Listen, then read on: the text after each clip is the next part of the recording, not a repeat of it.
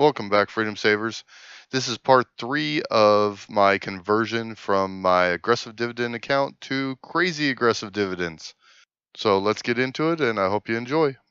Oh, one other thing we need to do is, since we have a total of 50 stocks in this pie, go to my pies, this one. We have a total of 50 holdings in here, so 50 stocks. So I'm depositing $25 a week into this currently. That would only be 50 cents per stock on average. Right now, they're going with percentages that are higher and lower based on their yields, but still, it would average out to 50 cents per stock. That's not good enough. So I want like $1 per stock per week. So I'm gonna have to deposit at least 50 bucks a week. So we're gonna go to our funding. We're going to come in here, and every week on Monday, we are going to change this. We're going to cancel that. Cancel it. Deposit. $50. Set a schedule. Repeat weekly. Every Monday. And the reason I picked Monday on this one, by the way, guys, is I just read somewhere that the stock market tends to be lower on Mondays than it is the other days of the week. I think it's complete bullcrap for the most part, but I figure, hey, why not? It doesn't hurt to deposit on Monday. So why not? So we're going to schedule this every week on Monday, $50. So we just doubled the amount of money we're putting into this portfolio. But we also added 44 stocks to it. So in order to give it a chance and see how it performs, we need to give it some monies. So far, funding history, I've deposited 400 bucks. And it's at 403.45. So technically I'm up $3.45. But that is thanks to Darlene Williams. Thank you, Darlene, by the way, for using my link to set up your account. And I got free 20 bucks for it, and she did as well. So that's awesome. So in my spreadsheet, of course, it says I deposited $420, and I'm down $16.55, which is accurate because 20 extra dollars did get deposited. But now we are set up with $50 a week instead of 25. So that's an extra $100 a month, right? Yeah. Man, I don't know if I'm ever going to pay my debt off. At least that credit card. That credit card's got a 10.25% interest rate on it, which is low for a credit card, but my God, that's a lot of interest I'm paying. I need to get that credit card paid off badly. I got over $7,000 on it right now. And I'm so addicted to investing and trying new things in the stock market that I have to put money in here. I have to. It's an addiction for me. I have to invest. And I mean, if you're going to have bad addictions, then fuck it. Investing has to be a good one. It has to be a decent way to go, I think. All right, guys, it's the next day. It's Thursday, and it looks like it worked. I went ahead and I removed the pies that were at 0%. Unfortunately, it looks like good actually increased in value, and therefore I still had $1.28 in good sitting in my main portfolio, in the main pie. But as you can see, my overweight pie over here, that's my aggressive dividend stocks that I've picked, and I've got 99.66 in good there. And my Vector, CVR, BGS, all these got bought in there, right? If you go into activity, and we look at what was actually done today, there was 0 sales, so nothing actually got sold, so no tax implications with that. Now, the one big concern here is, and I would have shown you, I'm sorry, but I deleted them before I realized I should be recording this, is if I come in here and I've already been paid, not only earned, but been paid dividends from Good and Vector. But if we come in here, it shows 0 earned dividends. So it reset that because this slice of this pie hasn't earned any dividends. So that's unfortunate. As I could come over here and see in Good that I've been paid 67 cents. So I've earned it and been paid that. I've also earned dividends, no, these are the only earned dividends I had. until tomorrow. So unfortunately, it reset my earned dividends for those particular stocks. Not that big of a deal, I guess, but whatever. So that's unfortunate, but it'll be all right. And the other thing that happened when I moved the stock from one pie to another is it reset the gain and return on each of those stocks. So if we go into my holdings, my overall on my CVR energy here, my vector group here shows I am down 1348 in dollars. I'm down over 15%, right? Loss on vector overall is what this is telling me out of all my buys on this 6.7% or 6.7 shares. Sorry. Back to this. Now, if I come in here and look at vector, it shows I'm up by 0.23%. That's because I'm up since I moved it to this pie. But for as long as I've owned it, I'm down 15% on my entire position. So that's unfortunate as well. But I get it. This is a slice of a pie, and so they treat it as this is a position. But it's not. The position is really what you already had. And the history should move with the stock to a new slice or new pie.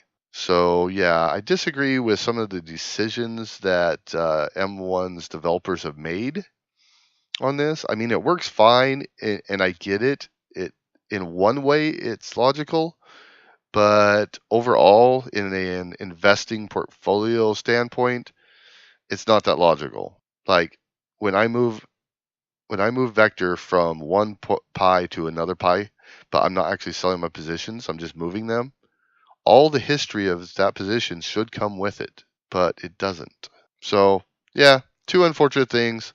One, the dividend reset totally because it's a new position, supposedly because it's a new pie, and the gains and losses reset because it's a new position / new slice of a pie. So just heads up, if you do move stocks from one pie to another in this manner, those are the things that you will see. I have not seen that information provided in any videos out there or anywhere out there.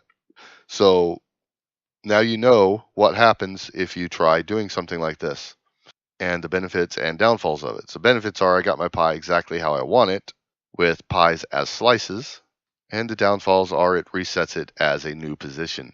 All right, so we're just going to get rid of good, that little bit of good that we have there. We're going to go there, we're going to remove it.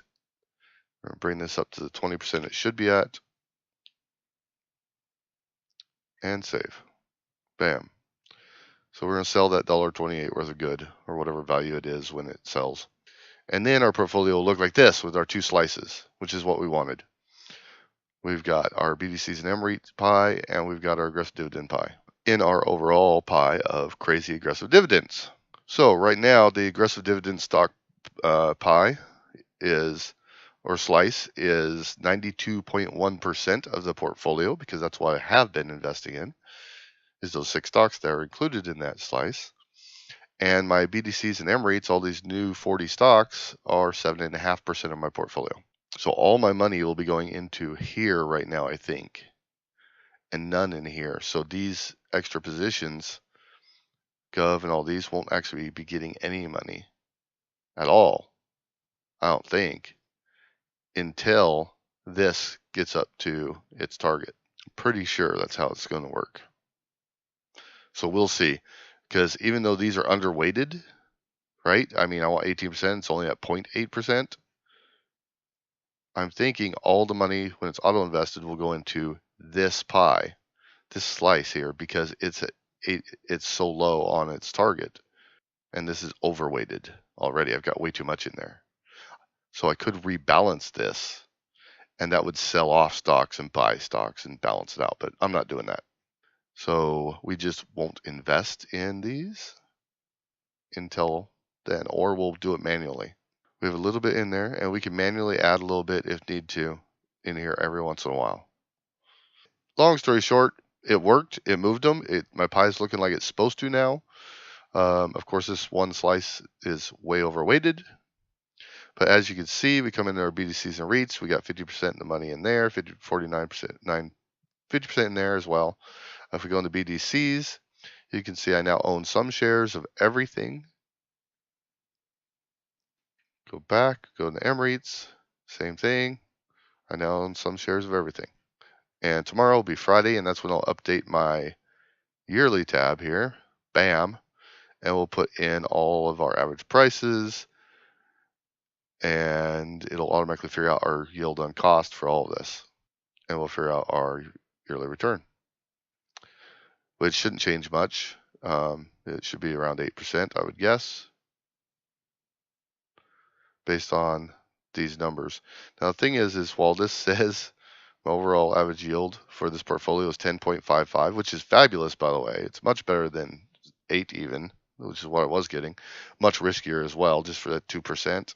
It's a little scary. But many of these have 20+% yields. Some of these are wrong, like MORL, whose current dividend comes to an annual of 79 cents. But anyway, their dividend is so volatile every month. Like it could be 12 cents this month or 5 cents this month, and it could be 60 cents next month. So overall, this one's actually returning about 23% yield, not 5. So that would make quite a difference in the calculation. And that was the goal, to have a portfolio that yields over 10% yield. So we'll see how this performs, and I'm excited to see how it performs. We may lose a shit ton of money here. More risk, more reward. So don't invest like this, guys. Just don't. Don't do it. Don't do it. Don't do it. So anyways, looked like that worked. My portfolio, my pie, looks like it's supposed to now. Holdings wise, looking good. Vector's my biggest loser. BGS still my biggest winner. Shares wise, I own the most of these. So in my new ones, MV Oil, Gov, Glad. So the ones I manually put into my aggressive stocks have the most, and then the rest. So yeah, looks like it worked. We'll see how it goes with our crazy aggressive dividends. Alright guys, thanks for watching. I appreciate it. Be sure to hit that subscribe button down below, and if you liked the video, hit that like button for me. If you want to hear any specific type of information, anything that you're interested in, you have any questions, just drop me a comment down below. Let me know what you think. Let me know your opinions on this video or any other video I've made. And if you know anyone else that might be interested in this video, please be sure to share it on your social media and share the knowledge. Thanks, guys.